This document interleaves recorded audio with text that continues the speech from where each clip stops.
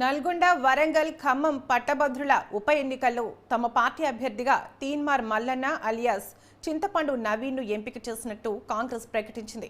Party ప్రధాన కార్యదర్శి KC Venugopal ఈ మేరకు ఓ ప్రకటన విడుదల చేశారు. గత ఏడాది జరిగిన అసెంబ్లీ ఎన్నికల్లో జనగామ నుంచి బీఆర్ఎస్ అభ్యర్థి పల్లా రాజేశ్వరరెడ్డి ఎమ్మెల్యేగా గెలుపొందడంతో ఎమ్మెల్సీ పదవికి రాజీనామా చేశారు. దీంతో ఈ స్థానానికి ఉప ఎన్నిక జరపనున్నారు. ఓటర్ల జాబితా కూడా వెలువరించారు. ఈ ఎన్నికలకు మొత్తం 4.61 లక్షల మంది పట్టభద్రులు ఓటర్లుగా తమ పేరు నమోదు చేసుకున్నారు.